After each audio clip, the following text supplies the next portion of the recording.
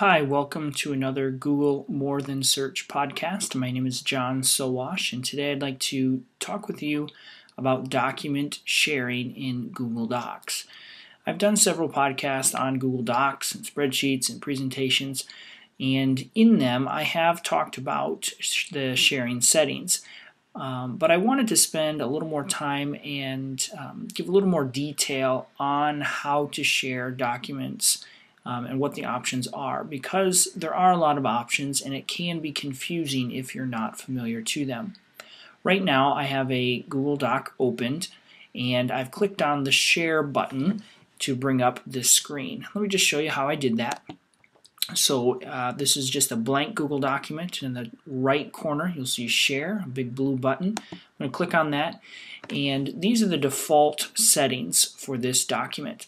Google Docs is nice because it allows you to share a document with other individuals without having to email it to them. So everyone has access to the same document, therefore all of the changes are saved and immediately accessible to anyone who has access to the document. There are many different ways you can share a document, and that's what I want to talk about. When you initially create a document, it is automatically set to private. The only person who can access the document is you. Now I can add additional people to this document simply by typing in their name into the box at the bottom of the sharing screen. So let's say, for example, I'll share this with one of my other email addresses here. So I'll type in my email address, and this pulls addresses from my Gmail address book. So that helps and saves you time by not having to remember or type in all of the address. Now on the right side there's a very important box, and there are three options that you can choose from. The first option is Can Edit. If I leave this selected, the person with whom I'm sharing the document with will be able to fully edit any part of this document.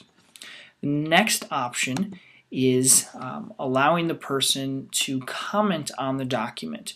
That is, to leave a little note making recommendations for revisions or changes, but they're not actually able to make those changes on the document.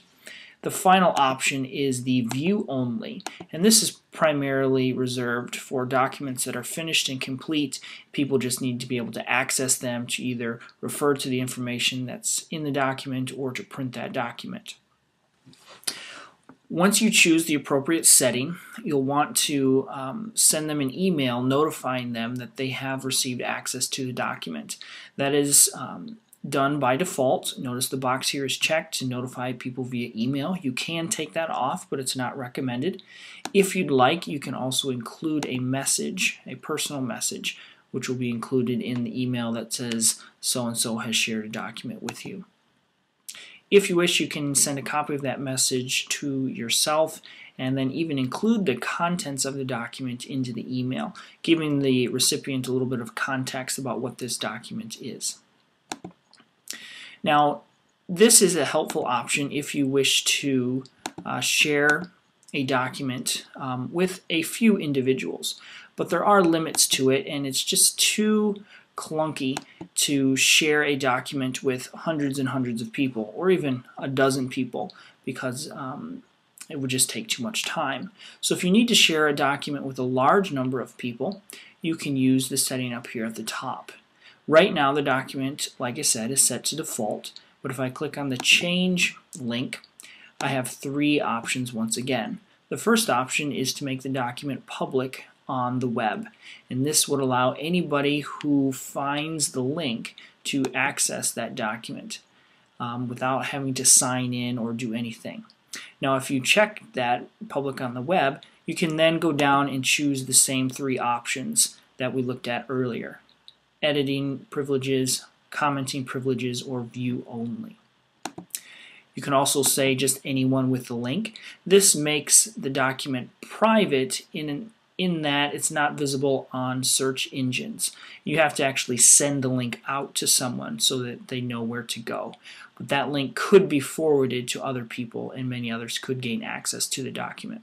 Once again, if you select that, you can choose from the three standard options. And then the default and most restrictive option is private. Now let's say that I share out a public document and give everybody viewing privileges. I'm going to click Save, and you will now see a unique URL up at the top of the sharing window, and this is the link that you should give to people to access that document.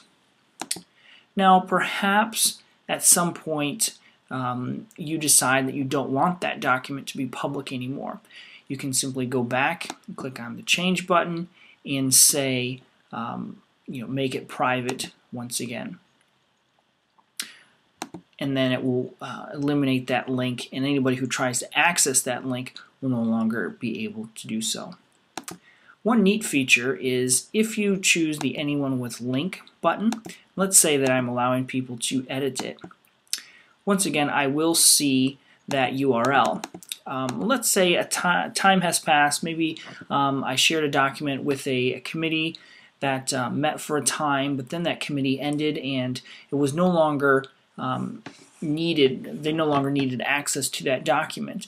I don't want to delete the document, and I actually need to give access to that document to a new group.